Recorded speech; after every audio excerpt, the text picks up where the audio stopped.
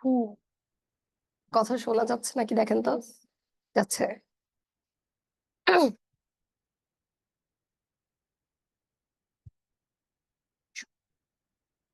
আসসালামু আলাইকুম। কেমন আছো তোমরা সবাই? আজকে আমার ভয়েসের অবস্থা খুবই খারাপ। জানি না কথা কতটুকু বুঝতে পারবা, বাট আমি চেষ্টা করবো যেন বুঝতে পারো কথাগুলো। আর যদি কিছু না বুঝতে পারো, কোয়েশ্চেন করবে। অরিন আপু তোমাদের কোয়েশ্চেনের অ্যান্সার গুলো দিবে। আজকে লেকচার 6 আমাদের, অধ্যায় 3-এই আছি। লাস্ট দিন আমরা পড়েছিলাম অধ্যায় 3-এর ফার্স্ট অংশটুকু। আজকে আমরা অধ্যায় 3-এর মাঝামাঝি অংশটুকু পড়বো, যেটা খুবই ইম্পর্টেন্ট। তো টপিক গুলো দেখে নেওয়া যাক, আজকে কি কি টপিক আছে। আচ্ছা। উম, আজকের লেকচারে থাকবে পরিচয় গঠনের মধ্য পর্ব। গত ক্লাসে আমরা পড়েছিলাম পরিচয় গঠনের আদি পর্বটা। মধ্য পর্বে কি আছে?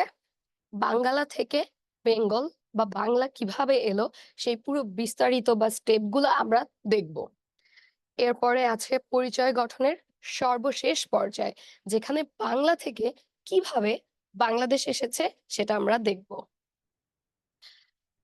টপিক 3-তে আমাদের আছে বঙ্গবন্ধু থেকে বিশ্ববন্ধু কিভাবে হলো, মানবতাবাদী সুর ও সংযোগ সন্ধান সম্পর্কে জানবো।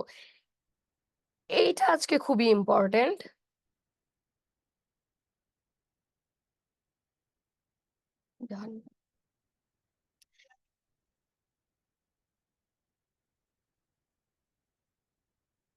ঠিক আছে,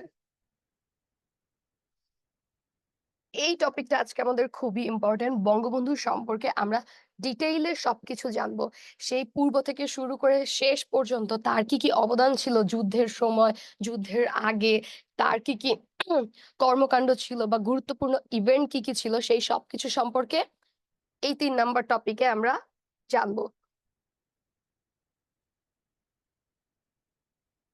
আচ্ছা, পরিচয় গঠনের মধ্য পর্ব যেটা ছিল বাঙ্গালা থেকে বেঙ্গল। আদি পর্বে আমরা কি জেনেছিলাম? যে বঙ্গ, তারপরে হচ্ছে আরো একটা কি যেন নাম ছিল, ওইটা কি কতটুকু এলাকা জুড়ে ছিল। কিন্তু একটা জিনিস দেখবা, যে এই যে পরিচয় গঠনের যেই পর্বগুলো আছে, আদি পর্ব, মধ্য পর্ব বা শেষ পর্ব, একটাতেও কিন্তু সীমানা উল্লেখ ছিল না। যে আচ্ছা ঠিক আছে, ভৌগোলিক অবস্থানের এই কিছু দূর সীমানা, এটার নাম বাংলা বা এটার নাম বাঙ্গালা বা বঙ্গ, কোনো সীমানা কিন্তু উল্লেখ ছিল না। এই যে 2000 বছরের যে পরিবর্তনগুলো, নাম যে চেঞ্জ হয়েছে আদি পর্ব থেকে শেষ পর্ব পর্যন্ত, কোনোটাতেই আমাদের সীমানা উল্লেখ করা ছিল না। আচ্ছা, ফার্স্ট স্টেপে কি ছিল? ফার্স্ট ধাপটা আমরা যদি দেখি, মধ্যযুগে গৌড় এবং বঙ্গ সত্তার পৃথক পরিচয় গড়ে ওঠে লখনৌতি এবং সোনারগাঁও নামের ভিন্ন প্রশাসনিক পরিচয়ের আদলে। লখনৌতি, এই নামটা এসেছে লক্ষণের নাম থেকে। রাম লক্ষণ, আমরা তো তাদের কথা শুনেছি। তো লক্ষণের নাম থেকে এই লখনৌতিটা এসেছে। এই লখনৌতি যখন ছিল, এটা কিন্তু একটা গুরুত্বপূর্ণ প্রশাসনিক অ্যাডমিনিস্ট্রেটিভ বাউন্ডারি ছিল। ওই জায়গাতে তখন মুসলিম শাসকদের আহ, ঘাঁটি গড়া তখন শুরু হয়েছে। তাদের বিজনেস তখন ওখানে স্টার্ট হয়েছে পুরোপুরি ভাবে। লখনৌতিতে তারা আহ নিজেদের কার্য সম্পাদন করতে পারেনি, কিন্তু তাদের ওখানে স্টার্টিংটা কিন্তু হয়েছিল।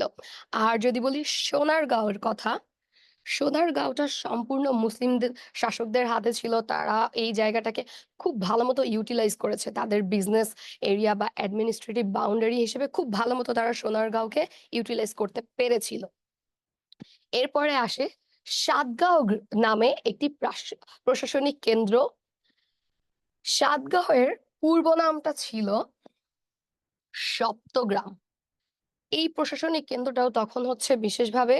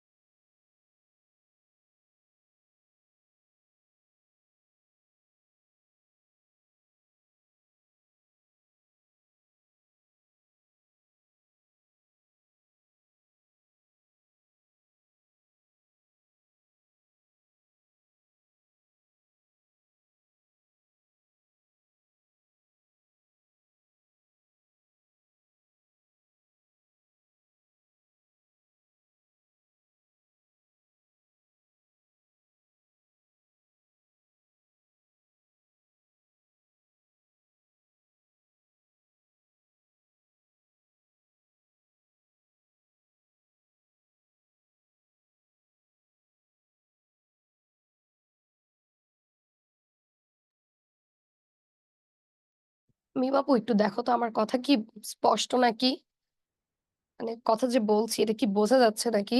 যদি বোঝা যায় তাহলে ক্লাসটা কন্টিনিউ করব।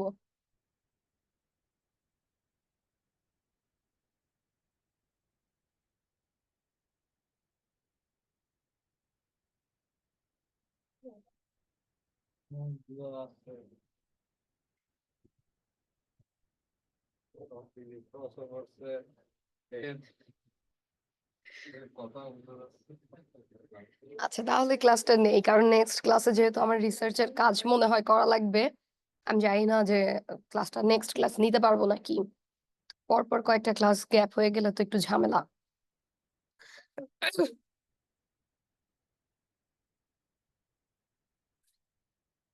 আচ্ছা, এই সাতগাঁও নামে একটি যে নতুন প্রশাসনিক কেন্দ্র বিশেষ পরিচিতি লাভ করে, তার বৈশিষ্ট্য ছিল যে এই জায়গাটাতে এই সাতগাঁও বা তার পূর্বের নাম ছিল সপ্তগ্রাম।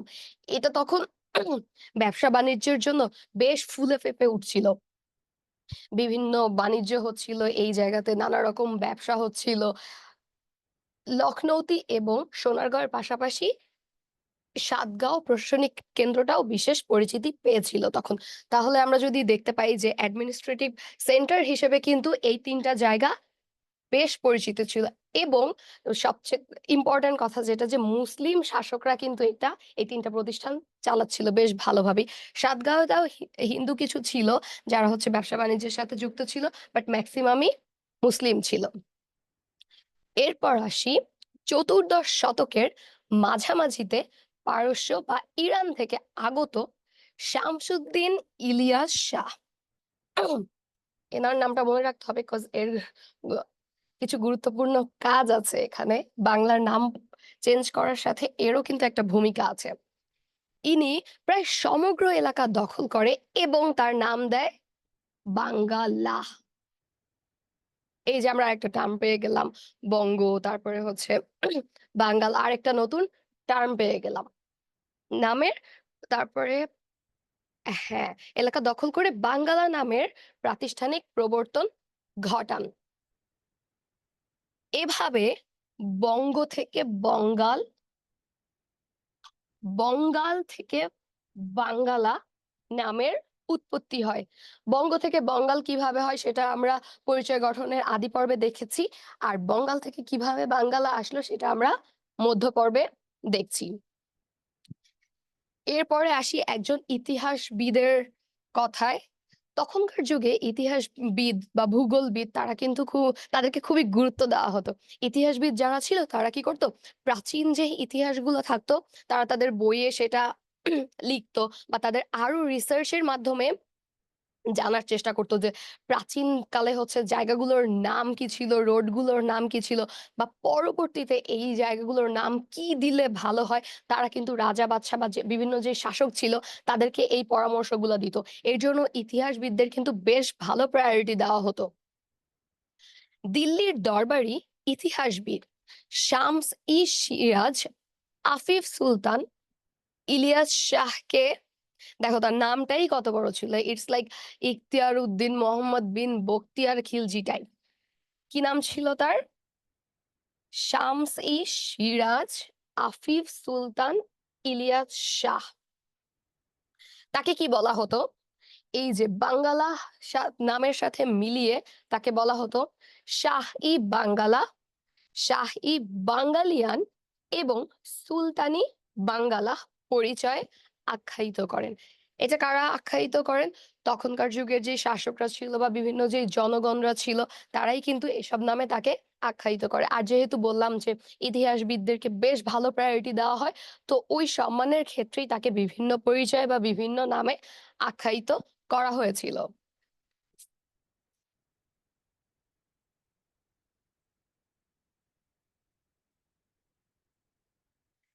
এরপর দেখি, তখন কিন্তু কথা ছিল যে চতুর্দশ শতকের কথা ছিল। আর এরপরে আমরা দেখব হচ্ছে 16 ও 17 শতকের কথা।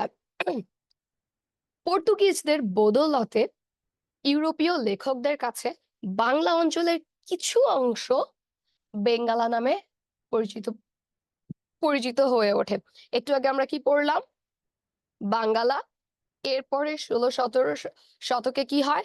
বেঙ্গালা, ভারথেমা, যিনি ছিলেন একই সাথে একজন রাইটার, একজন ট্রাভেলার বা পর্যটক যাই বলি না কেন আমরা। তিনি দেশ-বিদেশের নানা জায়গায় ঘুরতেন। ইউরোপের বিভিন্ন কান্ট্রি, তারপরে হচ্ছে মক্কায় হি ইস দ্য ফার্স্ট ওয়ান যিনি হচ্ছে একজন মুসলমান না হয়েও, বিধর্মী একজন হয়েও মক্কায় গিয়েছিল অ্যান্ড তার বিরুদ্ধে নানা রকম কমপ্লেইন ছিল যে মুসলমান না হয়ে এখানে আসছে। তার ওই কেসটা বা তার এই ঘটনাটা কিন্তু পুরো ব্যাপী ফেমাস ছিল তখন, যে তিনি মুসলমান না হয়েও মক্কাতে গিয়েছিলেন। ভারথেমা, তারপরে হচ্ছে বারবোসা যিনি ছিলেন একজন রাইটার, জাও দ্য ব্যারোস ইনি ছিলেন একজন ট্রাভেলার বা পর্যটক যাই বল না কেন, তারা দেশ বিদেশে ঘুরতে পছন্দ করত। সিজার ফেডরিক, পর্যটক। রাফেল ফিচ, ইনিও একজন পর্যটক বা ট্রাভেলার ছিল কিন্তু। তারা ট্রাভেল করে দেশ-বিদেশ সম্পর্কে নানা রকম জিনিস কিন্তু লেখালেখি করত। তাদের ট্রাভেলের মধ্যে বিভিন্ন রকমের কাহিনী, তারপরে হচ্ছে এই যে ভৌগোলিক যেই চেঞ্জ গুলা আছে, নামের চেঞ্জ আছে, জায়গার চেঞ্জ আছে, বিভিন্ন যে চেঞ্জ গুলা এগুলা কিন্তু তাদের বর্ণনায় বা তাদের যে কালেকশন ছিল লেখার, সেখানে কিন্তু তারা এগুলা লিখে রাখতো। তো তাদের যেই কালেকশন গুলো ছিল বা লেখা বইগুলো ছিল, সেখানে যে বর্ণনা দেওয়া হয়, বেঙ্গালা রাজ্য হিসেবেই কিন্তু পরিচিত ছিল। তখন কিন্তু আর প্রিভিয়াস এ যে আমরা দেখলাম যে বাঙ্গালা, সেই নাম কিন্তু দেওয়া হয়নি। দেওয়া হয়েছিল কি তাদের বইগুলোতে বেঙ্গালা নামেই কিন্তু এই শহরটিকে উল্লেখ করেছিল তারা।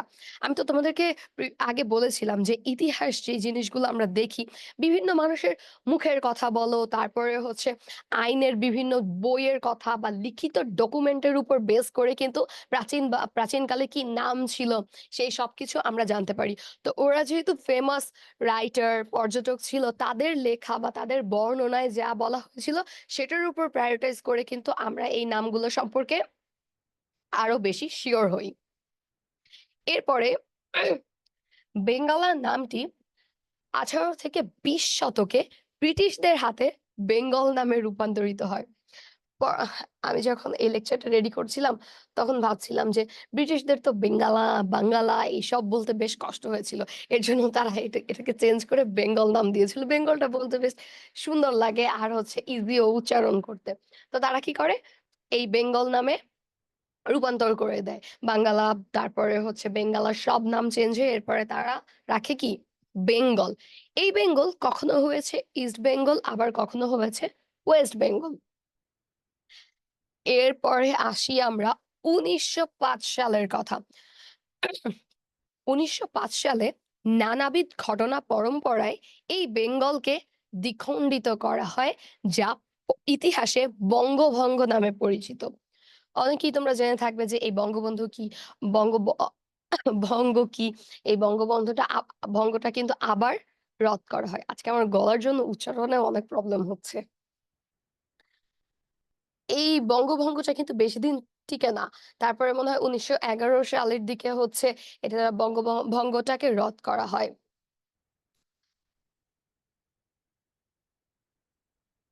দেখো, আমি ১ম এই যেই কথাটা বলেছিলাম, বঙ্গ থেকে বেঙ্গল নাম পরিচয় বিবর্তন আর রূপান্তরের প্রায় ২০০০ বছরের ইতিহাসে কখনোই বাংলার সুনির্দিষ্ট সীমানা নির্ধারণ করা সম্ভব হয়নি। ১ম এই আমি যে কথাটা বলেছিলাম, সেটা কোনো পর্বেই পসিবল হয়নি। ভারতবর্ষের সর্বপূর্ব প্রান্তের প্রাকৃতিক সীমানা বিধৃত একটি নির্দিষ্ট ভূখণ্ডকে বাংলা অঞ্চল হিসেবে ভূগোলবিদ এবং ইতিহাসবিদগণ বিবেচনা করে থাকেন। মানে তাদের আইডিয়া উপর বেস করে। বললাম না যে ইতিহাসবিদরা খুবই ইম্পর্টেন্ট ছিল তখনকার যুগে, ভূগোলবিদরাও খুবই ইম্পর্টেন্ট ছিল। তারা তাদের আইডিয়াতে বা প্রাচীন ইতিহাসের বইগুলোকে ঘেঁটে তাদের আইডিয়া অনুসারে একটা একটা প্রাকৃতিক সীমানা তারা নির্ধারণ করে। এরপরে ১৯৭১ সালে বঙ্গবন্ধু শেখ মুজিবুর রহমানের নেতৃত্বে মুক্তিযুদ্ধের মাধ্যমে স্বাধীন সার্বভৌম বাংলাদেশ রাষ্ট্র পরিচয়ের জন্ম দিয়েছে। দেখো, আমরা গ্র্যাজুয়ালি কিন্তু বাংলা, বেঙ্গল বা বাঙ্গালার সব নাম চেঞ্জ করে কিন্তু আমরা বাংলাদেশটাকে পেলাম। এই লাস্ট পর্যায়েই যখন আমরা বাংলাদেশটাকে পেলাম, মানে পাকিস্তান থেকে, পূর্ব পাকিস্তান থেকে বা হচ্ছে বেঙ্গল থেকে যেভাবে বাংলাদেশটা পেলাম, এই পর্যায়ে কিন্তু মেক্সিমাম মানুষ সাপোর্ট করেছে। বিভিন্ন যুদ্ধ, বিভিন্ন রকমের ইভেন্ট, বিভিন্ন রকমের আন্দোলন সবকিছুর মাধ্যমেই কিন্তু এই যে জনমানুষের ব্যাপক ও বিপুল অংশগ্রহণ আমরা কিন্তু দেখতে পেয়েছি এই বাংলাদেশ হওয়ার টাইমেই।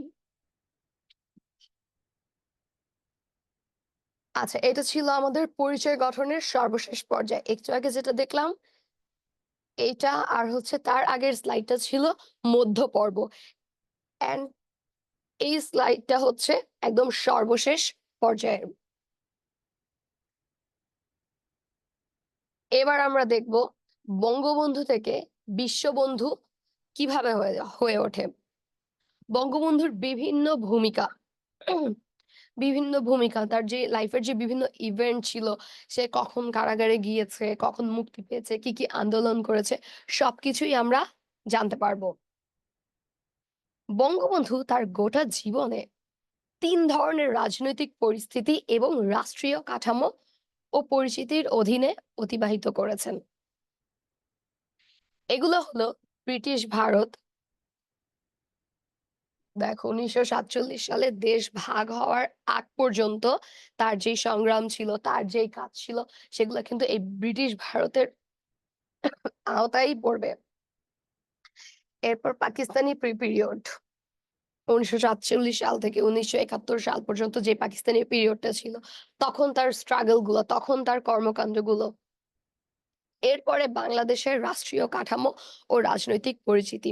যুদ্ধের পরে বাংলাদেশকে কিভাবে আবার ঠিক করা। তখন তো বাংলাদেশটা একদম জাস্ট চূর্ণ-বিচূর্ণ হয়ে গেছিল। বাংলাদেশের যেই তখন রিসোর্স গুলা ছিল, রিসোর্স গুলা ব্রিটিশরা নিয়ে গেছে, পাকিস্তানিরা নিয়ে গেছে। সেই সব জিনিস আবার কিভাবে রিকভার করেছিল, এটা তার জন্য বেশ চ্যালেঞ্জিং ছিল। তারপরেও সে ভালো মতোই চ্যালেঞ্জটাকে মোকাবেলা করতে পেরেছিল। এই ৩ টা পিরিয়ডই তার হচ্ছে বেশ পরিচিতি ঘটে। তার লেখা ৩ টি বই আছে।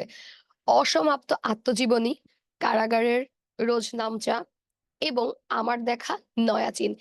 এই ৩ টা বই তিনি যখন জেলে থাকতো বা কারাগারে থাকতো, তার লাইফে কিন্তু মেক্সিমাম টাইম ১২ বছর কিন্তু তিনি জেলে কাটিয়েছেন। জেলে থাকা অবস্থায় সে কিন্তু এই বই ৩ টা লিখেছেন। বিভিন্ন অংশ লিখেছে। এখন যেই পরিস্থিতি চলছে সেটার উপর ভিত্তি করে সে তখনকার কাহিনীগুলো লিখতো, তখনকার ঘটনাগুলো লিখতো। এভাবে কিন্তু তিনি ৩ টি বই লিখেছে।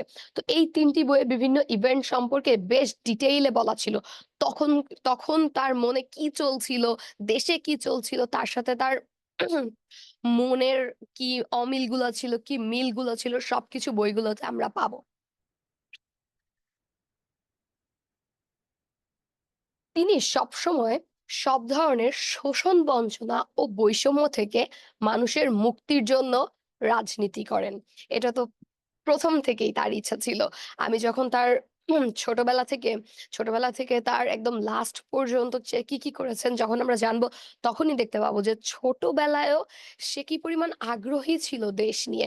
দেশকে নিয়ে কি পরিমাণ কনসার্ন ছিল সে, সেটা আমরা দেখতে পারবো পরের স্লাইডে।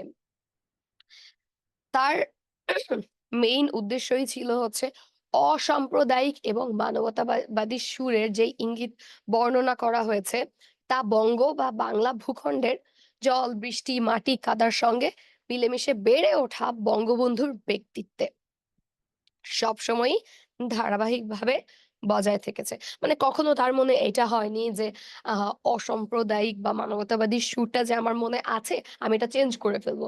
বা আমি আমার নিজের স্বার্থটাকে প্রায়োরিটি দিব দেশের স্বার্থের ঊর্ধ্বে। সেটা কখনোই তার মনে আসে নাই। ছোটবেলা থেকে শুরু করে তার জীবনের লাস্ট মোমেন্ট পর্যন্ত সে সবসময় মানুষের কথাই ভেবে এসেছে। এবার তার অবদানগুলো আমরা দেখব।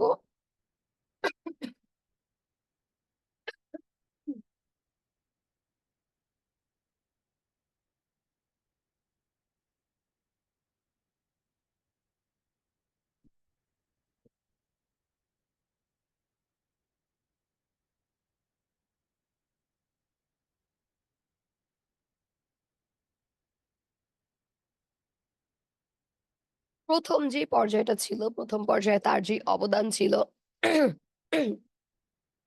১৯৪১ সাল থেকে ১৯৪৭ সাল পর্যন্তই এই এই সালগুলো পর্যন্তই ১ম পর্যায়ে ধরা হয়। ১ম পর্যায়ে তার কি ছিল কাজ দেখি।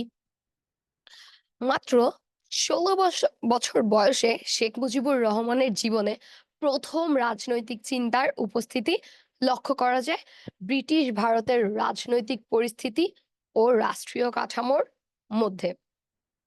তখন বিভিন্ন রকমের আন্দোলন হতো। তার বয়স তো কম ছিল। সে এই আন্দোলনগুলো দেখে আরো বেশি এক্সাইটেড হতো যে আন্দোলনগুলোতে আমাদের দেশ কি পাচ্ছে বা কেন এই আন্দোলনগুলো হচ্ছে? আমাদের দেশের কি কল্যাণ হবে?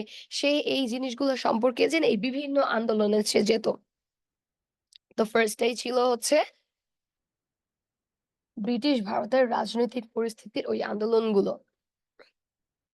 স্বদেশী আন্দোলনের রেশ তখনই রয়ে গেছে। স্বদেশী আন্দোলনটা হয় হচ্ছে ১৯০৫ সালে যে বঙ্গভঙ্গটা হয় তার পরের বছরই ১৯০৬ সাল থেকেই হচ্ছে বঙ্গবন ভঙ্গ হওয়ার পরবর্তীতে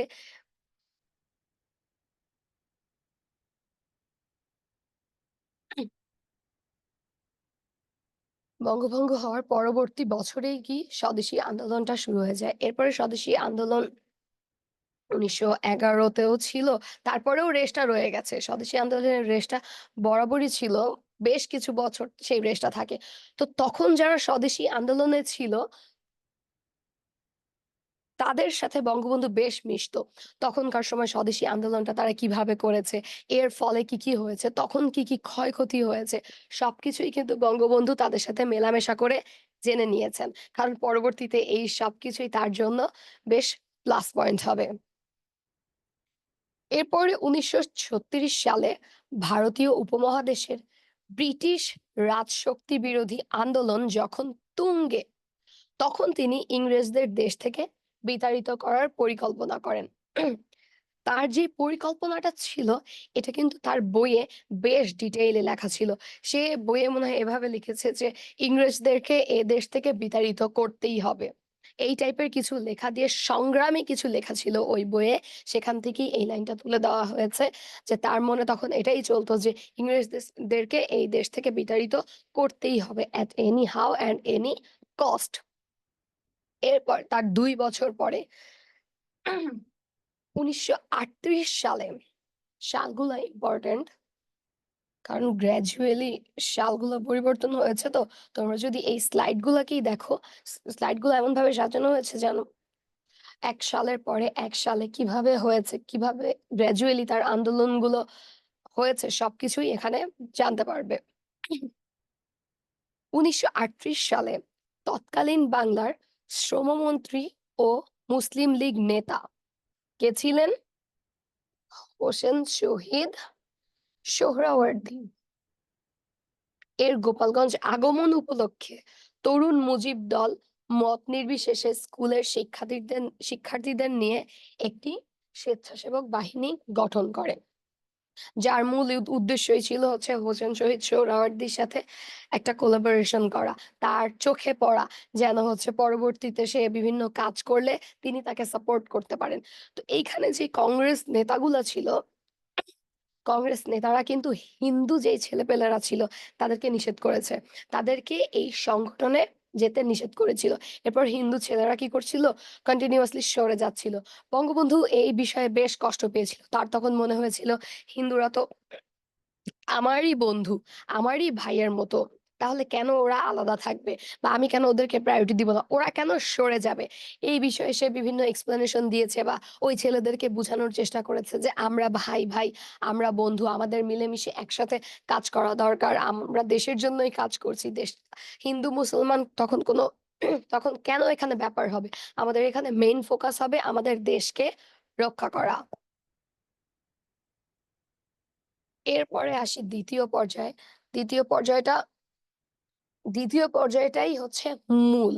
তার যেই কর্মকাণ্ড ছিল, তার যেই লাইফের ইভেন্ট গুলা ছিল, যে আন্দোলনগুলো ছিল, মেইন যে যুদ্ধে ১৯৭১ সালের যুদ্ধে যেই সব নির্বাচনগুলো, যেসব আন্দোলনগুলো হচ্ছে ভূমিকা ফেলেছে, সেটা সবকিছুই এই ২য় পর্যায়ে আছে। ২য় পর্যায়ের সালটা শুরু হয় হচ্ছে ১৯৪৭ থেকে ১৯৭১ সাল পর্যন্ত। আই এম সরি, আজকে কথা বলতেও কষ্ট হয়ে যাচ্ছে। মাথা ঘুরছে।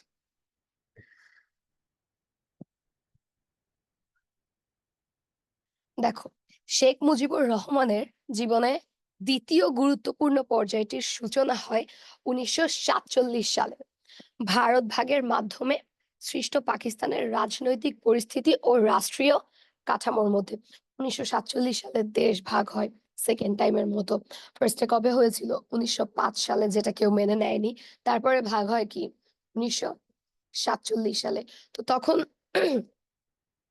হিন্দু মুসলমানের ভিত্তিতে হিন্দুদের জন্য আলাদা একটা রাষ্ট্র করা হলো, মুসলমানদের জন্য আলাদা একটা রাষ্ট্র করা হলো। ২ গোত্রকে পুরা আলাদা করা হলো। ২ ধর্মকে আলাদা করে দেওয়া হলো। ব্রিটিশ রাজশাসনের অবসানের মধ্য দিয়ে ভারত ও পাকিস্তান রাষ্ট্রের জন্ম হয়। ব্রিটিশরা পুরোপুরিভাবে ১৯৪৭ সালে দেশ থেকে চলে গেল। এরপরে সৃষ্টি হলো কি? ভারত ও পাকিস্তান রাষ্ট্রের।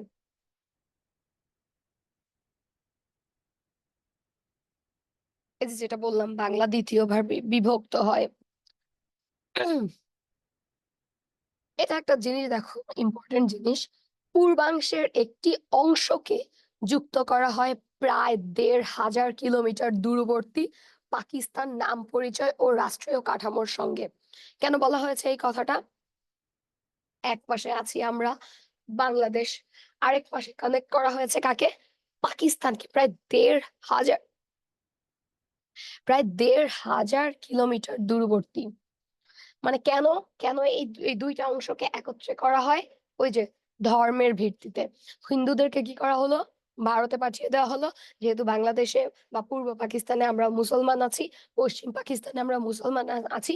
২ টাকে কানেক্ট করে দেওয়া হলো। যেটা আসলে তখনকার নেতারা মেনে নিয়েছিল দেখেই হয়েছিল। কিন্তু আমরা যদি এক গুড সেন্স এ দেখি, এটা কিন্তু মোটেও ভালো কাজ হয়নি।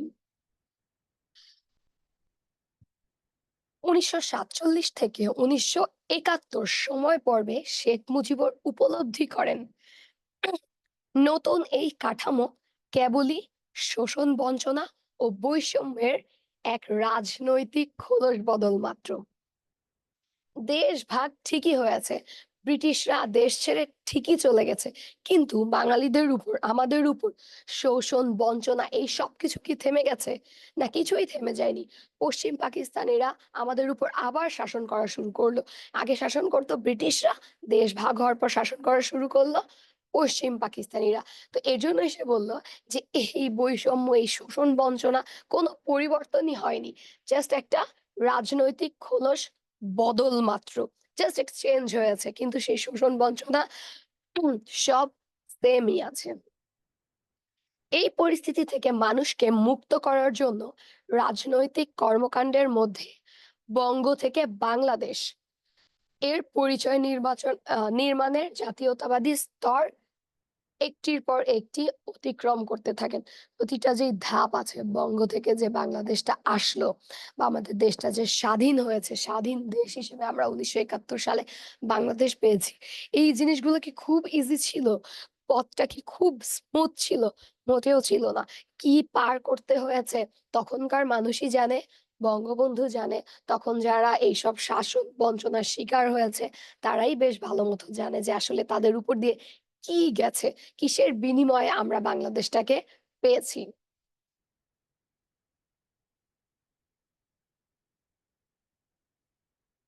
হুম, ১৯৪৭ সালের সেপ্টেম্বরে, সালগুলো দেখো, তিনি কলকাতা ছেড়ে ঢাকায় আসেন গণতান্ত্রিক যুবলীগ নামে সাংস্কৃতিক প্রতিষ্ঠান গড়ে তোলার জন্য। এই গণতান্ত্রিক যুবলীগ নামে যেই সাংস্কৃতিক প্রতিষ্ঠানটা ছিল, এই প্রতিষ্ঠানের মেইন কাজই ছিল ধর্ম বর্ণ নির্বিশেষে যেন সবাইকে একত্র করে। ওই যে দেশ ভাগ হয়ে গেছে, তারপরে হচ্ছে ভা হিন্দুরা এক পাশে চলে গেছে, মুসলমানরা এক পাশে চলে গেছে। এর ফলে নানা রকমের ঝামেলা কিন্তু সৃষ্টি হয়েছে। যারা হচ্ছে ভারতের জায়গাটাতে ছিল, ভারতের যেই জায়গাগুলোতে মুসলিমরা ছিল, তাদের জায়গা জমি সবকিছু ছেড়ে কিন্তু তারা কি করে? বাংলাদেশে পূর্ব পাকিস্তানে বা পশ্চিম পাকিস্তানে চলে আসে। আবার হচ্ছে পশ্চিম বা পূর্ব পাকিস্তানে যেসব হিন্দুরা ছিল, তারা কিন্তু তাদের জায়গা জমি ছেড়ে ভারতে চলে যায়।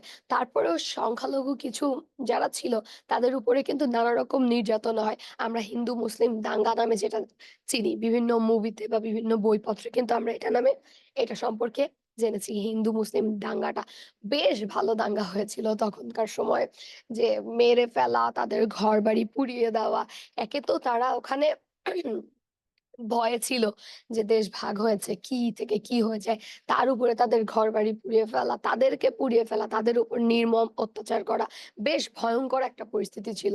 এই পরিস্থিতিটা সামাল দেওয়ার জন্য তিনি কিন্তু গণতান্ত্রিক যুবলীগ নামের সাংস্কৃতিক প্রতিষ্ঠানটা গড়ে তোলে। এরপরে ১৯৪৮ সালের মার্চ মাসে শেখ মুজিব যোগ দেন ভাষা আন্দোলনে। মার্চ মাসের ১১ তারিখ তখন ছিল। শেখ মুজিবুর রহমান সহ আরো যারা মাঠে নেমেছিল মিছিলের জন্য, তাদেরকে কিন্তু গ্রেফতার করা হয়। প্রায় ৭৫ জন মানুষের মতো একসাথে সন্ধ্যার সময় গ্রেফতার করে কারাগারে বন্দী করা হয়। এটা তার বইয়ে লেখা ছিল। এরপরে তার কিছুদিন পরেই তাদেরকে ছেড়ে দেওয়া হয়। কিন্তু ওই যে যেই অবস্থাটা ছিল, অবস্থাটা তো বেশ গরম ছিল। তারা যদি কারাগারে না থেকে বাইরে থাকতো, ভাষা আন্দোলন কিন্তু আরো সোচ্চার হতো। কিন্তু এটা করতে দেওয়া হয়নি, তাদেরকে গ্রেফতার করা হয়েছে। এরপর ১৯৪৯ সালে আরমানিটোলায় দরিদ্র মানুষের খাদ্যের দাবিতে ভুখা মিছিলে যোগদান করার কারণে কি মিছিল? ভুখা মিছিল যোগদান করার কারণে শেখ মুজিব শাসক গোষ্ঠীর রেশনলে পড়েন এবং গ্রেফতার হন। দেখো, ১৯৪৮ সালের মার্চ মাসে একবার সে গ্রেফতার হয়। আবার তার কিছুদিন পরে ১৯৪৯ সালে সে গ্রেফতার হয়। এই ভুখা মিছিলটা কি ছিল? বিভিন্ন যে দরিদ্র মানুষ ছিল, কৃষক, জেলে যাদের হচ্ছে থাকার জায়গা ছিল না, যাদের খাবার ছিল না, বস্ত্র ছিল না, চিকিৎসার অভাব ছিল, তাদের জন্য বঙ্গবন্ধু আন্দোলনে নামেন। যে একটা মানুষ, সে তো খাদ্যের অভাবে মারা যেতে পারে না। এটা কতটা নির্মম, কতটা নিষ্ঠুর কাজ, বা কতটা কষ্টে তাকে মারা যেতে হচ্ছে বা কষ্টের দিনগুলো পার করে যেতে হচ্ছে। আমরা যখন একবেলা না খেয়ে থাকি, তখনই কিন্তু আমরা ক্ষুধার কষ্টটা বুঝি। একবেলা বা ২ বেলা না খেলে বা রোজার টাইমে আমরা বুঝি যে আসলে ক্ষুধার কি কষ্ট। কিন্তু তারা দিনের পর দিন খুব অল্প কিছু খেয়ে বেঁচে থাকা, তারা হচ্ছে কোথাও বাসস্থান ছিল না, তাদের পরিধেয় বস্ত্র ছিল না, চিকিৎসার ব্যবস্থা ছিল না। এই সবকিছু রুখে দেওয়ার জন্যই কি হয়? এই বুকা মিছিলটা সংঘটিত হয়। কিন্তু সেখানে সে ওরকম ভালো মানে ভালো ঘাঁটি গড়তে পারেনি। সে ওখানে ভালো সুযোগ করতে পারেনি। তখন কি হয়ে যায়? সে গ্রেফতার হয়ে যায়। এরপরে ১৯৪৯ সালের ২৩ জুন পূর্ব পাকিস্তান আওয়ামী মুসলিম লীগে শেখ মুজিবুর রহমান যুগ্ম সম্পাদক। তখন কিন্তু সে জেলে বন্দী। জেলে বন্দী থাকা অবস্থায় তাকে যুগ্ম সম্পাদক হিসেবে নির্বাচিত করা হয়।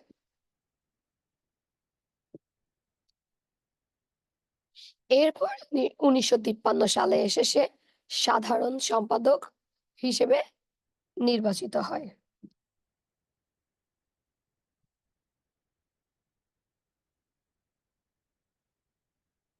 মেক্সিমাম টাইমই সে জেলে বন্দী থাকে। কোনো একটা আন্দোলনে যায়, কোনো একটা কিছু করতে চায়, দেশের ভালো করতে চায়, মানুষের ভালো করতে চায়, কিন্তু গ্রেফতার হয়ে যায়। ১২ বছর তো কম সময় না। ১২ বছর জেলে থাকা মানে অনেক কিছু। ১৯৫২ সালে শেখ মুজিবুর রহমান ১ম পাকিস্তানের রাজধানী করাচিতে যান। আচ্ছা, সে যখন করাচিতে যায়, যাওয়ার পথে সে ভাবে যে আমাদের বাঙালিদের কয়জনই বা এই করাচি বা রাজধানী, তখন তো রাজধানী ছিল পশ্চিম পাকিস্তানের করাচিতে। কতজনই বা এই করাচিতে আসতে পারবে বা আমাদের রাজধানী দেখতে পারবে? আমাদের পূর্ব পাকিস্তান, সে কিন্তু পূর্ব পাকিস্তান তার বইয়ে অত একটা উল্লেখ করেনি। সে মেক্সিমাম জায়গায় উল্লেখ করেছে পূর্ব বাংলা, পূর্ব বাংলা। তো বলেছে এই পূর্ব বাংলার কতজন মানুষই এখানে আসতে পারবে? আর পূর্ব বাংলা যেমন সবুজ শ্যামল, করাচিটা কিন্তু তেমন ছিল না। এই করাচির মরুভূমিটা, করাচিটা তখন তার বইয়ে উল্লেখ করা ছিল কাইন্ড অফ মরুভূমির মতো। যে আমার বাংলার মানুষ তো এখানে এসে টিকতেই পারবে না। ওখানে আমাদের বাংলায় যে একটা মন শান্ত করার মতো বা মেন্টাল পিস দেওয়ার মতো যে এনভায়রনমেন্ট, করাচিতে কিন্তু এমনটা না। মরুভূমির মধ্যে এই মরুভূমি, তারপরে সবুজ না, ধু, ধু করছে। এইসব জায়গায় কিন্তু মানুষের মনটাও একটু রুড হয়ে যায়। সে যাওয়ার পথে এইসব জিনিসই ভাবছিলেন। এরপর ১৯৫২ সালের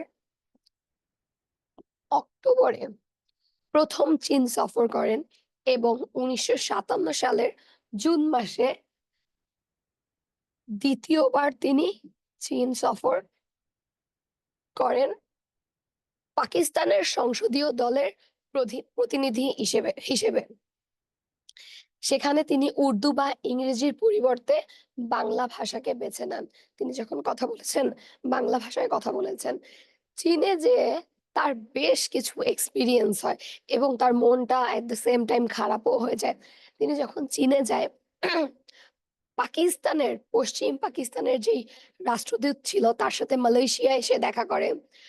তার যেই লাইফস্টাইল, তার যেই গেটআপ, তার যেই চলাফেরা, এসব দেখে সে বেশ মন খারাপ করেছিল যে, পূর্ব বাংলার মানুষের টাকা মেরে, তাদের রিসোর্স মেরে তোমরা যে এত ভালো আছো, নিজেদের লাইফটাকে এত সুন্দর করে সাজিয়েছো, তোমরা কি কখনো ভেবেছো যে আমার বাংলার মানুষগুলো কেমন আছে? তারা কিভাবে তারা কিভাবে তাদের দিন যাপন করছে? তারা কি ঠিকমতো খেতে পারছে কিনা বা ঠিকমতো চিকিৎসা পাচ্ছে কিনা? এসব কিছু কিন্তু ভাবুনি। তার বইয়ে এগুলো সম্পর্কে খুব ভালো করে এক্সপ্লেইন করা ছিল যে তার মনে তখন কি চলছিল। এরপরে চীনে যাওয়ার সময় চীনে বেশ কিছু ইন্টারেস্টিং জিনিস আছে। চীনে যেসব কৃষক আছে, সেসব কৃষকের যদি কোনো ক্ষতি হয় বা তিনি যদি খাদ্যের অভাবে মারা যায় বা তার যদি কোনো রকমের ক্ষতি হয়, এই সবকিছুর কৈফিয়ত কিন্তু তাদের দিতে হয়। তাদের যে সরকারি আমলা আছে, সেই কৈফিয়ত কিন্তু তাদের দিতে হয়। তাদের কিন্তু তখন মামলা হয়ে যায়। যদি জেলেদের কিছু হয়, সেই সরকারি মানুষদের কিন্তু মামলা হয়ে যায়। আর আমাদের দেশে কি হচ্ছে?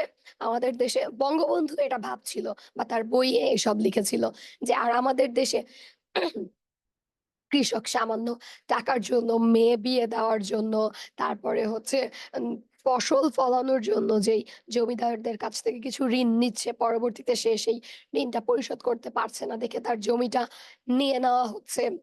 উম তো একটা টাইমে তো তার কোনো জমিই আর থাকবে না। জমির অভাবে সে চাষ করতে পারবে না, খাবার খেতে পারবে না। এরপরে চিকিৎসার অভাবে মারা যাবে। সে তখন এইসব জিনিসই ভাবছিল যে চীনের সাথে আমাদের কি ডিফারেন্স আছে? বা এই যেই পশ্চিম পাকিস্তানের যে মানুষগুলা ছিল, রাষ্ট্রদূত ছিল, তাদের লাইফস্টাইল এর সাথে আমাদের কি চেঞ্জ ছিল? বা পশ্চিম পাকিস্তানের মানুষের বিলাসবহুল লাইফের সাথে পূর্ব বাংলার মানুষের বা পূর্ব পাকিস্তানের মানুষের কি ডিফারেন্স ছিল? এই জিনিসগুলা সে রিলেট করছিল আর তার মন বেশ খারাপ হচ্ছিল। ১৯৫৫ সালের ২৫ আগস্ট করাচিতে পাকিস্তান গণপরিষদে শেখ মুজিবুর রহমান বলেন, ওরা পূর্ব বাংলা নামের পরিবর্তে পশ্চিম পাকিস্তান নাম রাখতে চায়। আমরা বহুবার দাবি জানিয়েছি যে আপনারা এটাকে বাংলা নামে ডাকেন। বাংলা শব্দের একটা নিজস্ব ইতিহাস আছে, এর একটা ঐতিহ্য আছে। কিন্তু তারা মানেনি।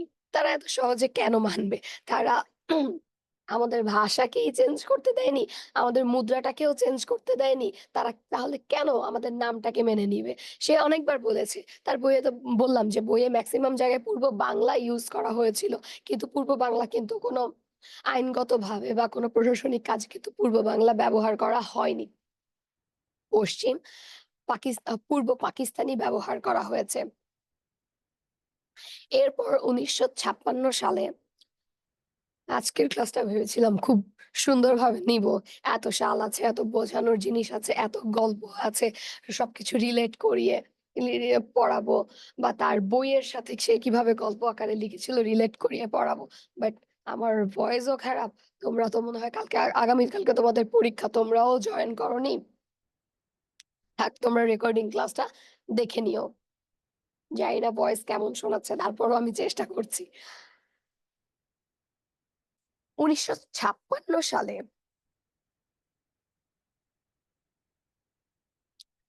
আওয়ামী লীগ ক্ষমতায় এসে ২১শে ফেব্রুয়ারিকে শহীদ দিবস এবং সরকারি ছুটির দিন ঘোষণা করেন, যা ১৯৫৮ সাল পর্যন্ত পালন করা হয়। এরপরে কিন্তু ওই ১৯৫৮ সাল কিন্তু পুরোপুরি শেষ হয় নাই। ১৯৫৮ সালে এসে মার্শাল ল জারি হয়। যতগুলা শহীদ মিনার তখন তৈরি হচ্ছিল, সবগুলোর কাজ কিন্তু স্থগিত করা হয় বা বন্ধ করে দেওয়া হয়। আর যেই সরকারি ছুটি ছিল, সরকারি ছুটিগুলা সব বাতিল করে দেওয়া হয়। মানে এই ২ থেকে ৩ বছরেই ২১শে ফেব্রুয়ারিকে শহীদ দিবস হিসেবে সরকারি ছুটি পালন করা হয় এবং যতগুলা শহীদ মিনার তৈরি করা সম্ভব তৈরি করা হয়। মার্শাল ল জারি করার পরেও আরেকটা শহীদ মিনারও তৈরি করা হয়নি বা কাজ হচ্ছে স্থগিত হিসেবে ছিল।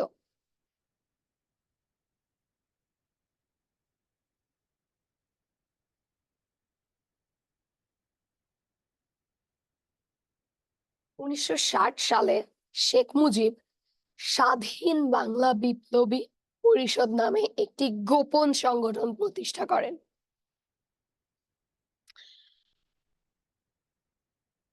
১৯৬৪ সালে শেখ মুজিব দাঙ্গা প্রতিরোধ কমিটি গঠন করেন।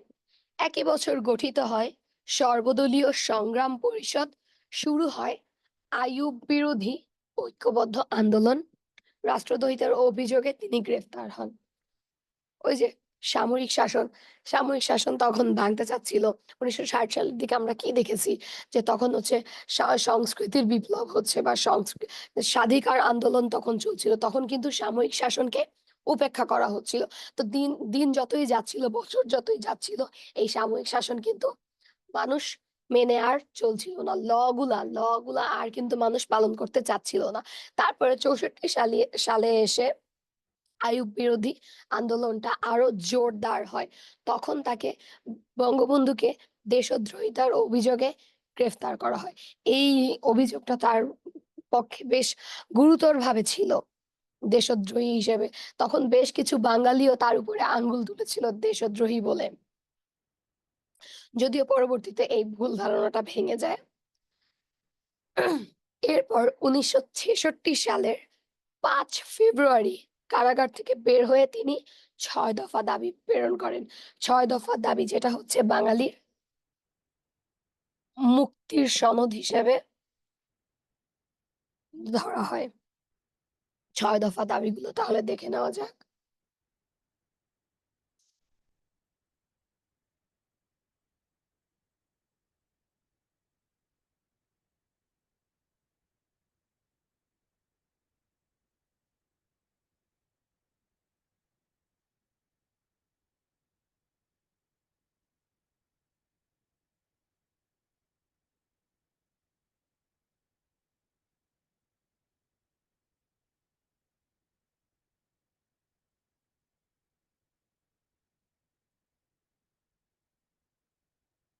পাকিস্তানে যুক্তরাষ্ট্রীয় ব্যবস্থাধীনে সংসদীয় পদ্ধতির সরকার হবে। যুক্তরাষ্ট্রীয় ব্যবস্থাধীনে সংসদীয় পদ্ধতিটা কেমন জানো? আগে বলি কোন, কোন দেশ এটা ফলো করে। যুক্তরাষ্ট্র, কানাডা, ইন্ডিয়া সহ নানা রকম দেশ কিন্তু এই পদ্ধতিটা ফলো করে। যেখানে একটা কেন্দ্রীয় সরকার থাকবে এবং বাকি অঙ্গরাজ্যের জন্য সরকার থাকবে। এই ব্যবস্থা বা এই সংসদীয় পদ্ধতিতে সরকার ব্যবস্থা হবে। এটা ছিল ফার্স্ট দফা। নির্বাচন হবে সর্বজনীন ভোটাধিকারের ভিত্তিতে প্রাপ্তবয়স্কদের ভোটে, যেখানে কোনো রকম কোনো দুর্নীতি করা যাবে না। এরপরে দ্বিতীয় দফা ছিল কেন্দ্রীয় সরকারের হাতে মাত্র ২ টি বিষয় থাকবে। আমি যদি এখানে এক্সাম্পল হিসেবে ভারতকে ধরি, ভারতে দেখো নরেন্দ্র মোদী কি? কেন্দ্রীয় সরকার, তারপরে হচ্ছে যে বিভিন্ন অঙ্গরাজ্য যে ছিল, এই বিভিন্ন অঙ্গরাজ্যের প্রধান হিসেবে কাকে দেখতে পাই আমি? একটা যদি আমি বলি তোমরা এনাকে ভালো মতোই চিনবে। মমতা ব্যানার্জী। উনি কিন্তু এই অঙ্গরাজ্যের সিএম। তো ওই কেন্দ্রীয় সরকারের হাতে মাত্র ২ টি বিষয়কে প্রায়োরিটাইজ করা হবে। একটা হবে প্রতিরক্ষা, আরেকটা হবে পরম পররাষ্ট্র মন্ত্রণালয়। এই প্রতিরক্ষার মধ্যে কে, কে থাকতে পারে? আর্মিরা থাকবে, তারপরে হচ্ছে এয়ার ফোর্স এর মানুষ থাকবে, নৌবাহিনীর মানুষ থাকবে। আর পররাষ্ট্র মন্ত্রণালয়ে বিভিন্ন যে রাষ্ট্রদূতগুলা যেখানে কাজ করে, ওই মন্ত্রণালয় হচ্ছে পররাষ্ট্র মন্ত্রণালয়ের ভিতরে থাকবে। আর অন্যান্য সকল বিষয়ে অঙ্গরাজ্যগুলোর পূর্ণ ক্ষমতা থাকবে। এর মধ্যে থাকবে হচ্ছে স্বরাষ্ট্র মন্ত্রণালয়, শিক্ষা মন্ত্রণালয়, আরো বিভিন্ন যে মন্ত্রণালয়গুলো আছে সবগুলো থাকবে বিভিন্ন অঙ্গরাজ্যগুলোর ক্ষমতাধীন। এরপরে ৩ নাম্বারটা, সারা দেশে হয় অবাধে বিনিয়োগযোগ্য ২ ধরনের মুদ্রা থাকবে। টাকা থাকবে, রুপি থাকবে। ২ টা থাকবে। ২ টাকেই আমরা হচ্ছে সেম ভাবে প্রায়োরিটাইজ করব। আর না হয় বিশেষ শর্ত সাপেক্ষে একটা মুদ্রার বা একই মুদ্রার প্রচলন থাকবে। এরপর যে কর বা ট্যাক্স আছে, এটা থাকবে আঞ্চলিক সরকারের হাতে। ওই যে অঙ্গরাজ্যের যে সরকারটা আছে তার হাতে থাকবে হচ্ছে ট্যাক্স, তারপরে হচ্ছে ভ্যাট, এই সব ক্ষমতা থাকবে তার হাতে। কিন্তু কেন্দ্রীয় সরকারকে কিছু পরিমাণ পার্সেন্টেজ দেওয়া হবে। পার্সেন্টেজটা আগে থেকেই ভাগ করে দেওয়া থাকবে। তাকে হচ্ছে পরবর্তীতে এটা দিয়ে দেওয়া হবে। এরপর ৫ নাম্বার গুলো আছে, অঙ্গরাজ্যগুলো নিজেদের অর্জিত বৈদেশিক মুদ্রার মালিক হবে। একেকটা অঙ্গরাজ্য তো একেকটা কিছুর জন্য ফেমাস থাকে। তো ওই জিনিসগুলো যখন বিদেশে তারা রপ্তানি করবে, ওই বৈদেশিক মুদ্রাগুলো পাবে হচ্ছে ওই অঙ্গরাজ্য। তার কিছু পার্সেন্টেজ ওখান থেকে কিছু লাভ বা কিছু পার্সেন্টেজ হচ্ছে কেন্দ্রীয় সরকারকে দেওয়া হবে। কিন্তু পুরোপুরি দেওয়া হবে না বা কেন্দ্রীয় সরকারের হাতে ফুল ক্ষমতাটা থাকবে না। এর মধ্যে রেমিটেন্সও আছে বা ওই অঞ্চলের যেসব মানুষ বাইরে যাচ্ছে সেই রেমিটেন্স গুলাও কিন্তু এটার অন্তর্ভুক্ত। অঙ্গরাজ্যগুলোকে আঞ্চলিক নিরাপত্তার জন্য আধা সামরিক বাহিনী গঠন করার ক্ষমতা দেওয়া। এই অঙ্গরাজ্যগুলোরও তো নিরাপত্তা ব্যবস্থার দরকার আছে। এই নিরাপত্তা ব্যবস্থার জন্য আধা সামরিক বাহিনী, যেমন হচ্ছে পুলিশ হতে পারে বা নতুন করে যেকোনো একটা নাম দিয়ে যেকোনো একটা বাহিনী হতে পারে, সেটা কি করবে? এই অঙ্গরাজ্যগুলোর নিরাপত্তার জন্য কর্মরত থাকবে। এই ৬ দফাগুলো সে দাবি করেছিল যে এগুলো আমাদের মেনে নিতে হবে। পরবর্তীতে এটা তো মেনে নেওয়া হয়নি।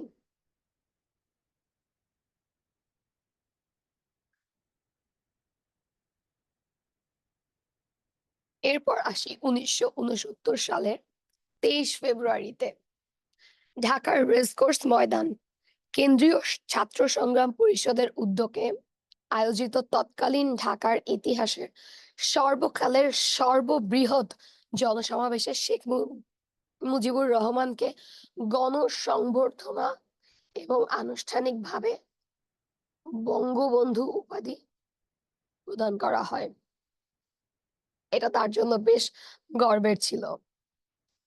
গণসংবর্ধনা সভায় বঙ্গবন্ধু শেখ মুজিবুর রহমান তথাকথিত আগরতলা ষড়যন্ত্র মামলাকে ইসলামাবাদ ষড়যন্ত্র মামলা বলে অভিহিত করেন। এই ষড়যন্ত্র মামলা কিন্তু বেশ গুরুতর তখন ছিল। তখন বলা হয়েছিল যে বঙ্গবন্ধু পূর্ব পাকিস্তানকে নিয়ে যেতে চাচ্ছে। এতে তার ব্যক্তি স্বার্থ বেশি হবে, মানুষের স্বার্থসিদ্ধি এখানে কিছুই হবে না। এই সবকিছু বলে কিন্তু এখানে বেশ ভালো একটা মামলা দেওয়া ছিল। তো সেটাকে আগরতলা ষড়যন্ত্র মামলা না বলে কি বলেছিল? ইসলামাবাদ ষড়যন্ত্র মামলা বলে অভিহিত করেন।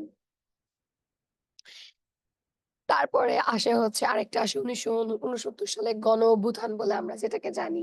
ওইটা এখানে আমি এড করিনি। লাস্টলি এই পর্যায়ের লাস্ট সাল এন্ড লাস্ট ইভেন্ট হচ্ছে ১৯৭০ এর নির্বাচন। নির্বাচনের যখন প্রচারণা চলছিল, নির্বাচনের প্রচারণা থাকা অবস্থায় বেশ ভালো একটা ঘূর্ণিঝড় হয়। ওই ঘূর্ণিঝড়ে প্রায় অ্যারাউন্ড ১০,০০,০০০ মানুষ মারা যায়। বইয়ে এটাই লেখা ছিল যে ১০,০০,০০০ র মতো মানুষ মারা যায়। খাদ্যের অভাবে বলো, তারপরে হচ্ছে আশ্রয় কেন্দ্রের অভাবে বলো বা ঝড়ের আফটার ইফেক্ট এ বলো, অনেক মানুষ মারা যায়। তখন সে তার নির্বাচনী প্রচারণা অফ করে ওই মানুষদের পাশে দাঁড়ায়। কিন্তু তারপরেও কিন্তু সে তার ওই ১৯৬৯ এর নির্বাচনে জয়লাভ করে। তাহলে কি লেখা আছে? ১৯৭০ এর ঘূর্ণিঝড়ের মানবিক বিপর্যয়ের মধ্যেই ৭ ডিসেম্বর অনুষ্ঠিত সাধারণ নির্বাচনে বঙ্গবন্ধু মানুষের নিরঙ্কুশ ম্যান্ডেট অর্জন করেন। এই সালের মাধ্যমেই আজকের আ তার 2nd ধাপ বা 2nd পর্যায় শেষ করছি। ১৯৪৭ সাল থেকে শুরু করে যেটা ১৯৭১ সাল পর্যন্ত ছিল। নেক্সট ক্লাসে আমরা ৭১ সালে কি হয়েছিল অ্যান্ড তার পরবর্তী সময়ে কি হয়েছিল সেটা সম্পর্কে জানবো। আজকের ক্লাসটা আমার মনে হচ্ছে খুবই বাজে নিলাম। আমি যতটা এক্সপেক্ট করেছি বা যতটুকু স্টাডি করেছি বা তোমাদেরকে জানানোর ইচ্ছা ছিল, এর মধ্যে আরো অনেক গল্প ছিল তার বইয়ের সাথে রিলেট করে আমি পড়াতে পারিনি বা এনার্জিটা পাচ্ছি না আমি। তোমরাও ক্লাস করছো না আর আমারও শরীরটা ভালো না। কিন্তু আশা করি যতটুকু পড়িয়েছি এর মধ্যে সাল সম্পর্কে তোমাদের কোনো দ্বিধাদ্বন্দ্ব থাকবে না বা কোনো কমপ্লিকেশন থাকবে না যে সাল মুখস্থ করতে প্রবলেম হয়, কোন সালে কি ইভেন্ট হয়। সবকিছু সুন্দর করে স্লাইডেই দেওয়া আছে। তারপরে লেকচার নোট আমি যখন রেডি করব পরীক্ষার জন্য বা বিভিন্ন রকম কাজের জন্য আমি বেশ বিজি ছিলাম। লেকচার নোট হয়তোবা রেডি করতে পারিনি। বাট ইনশাআল্লাহ তাড়াতাড়ি পেয়ে যাবে। ক্লাস রেকর্ডিং তোমরা দেখে নিও। আজকের মতো তাহলে এখানেই। আল্লাহ হাফেজ।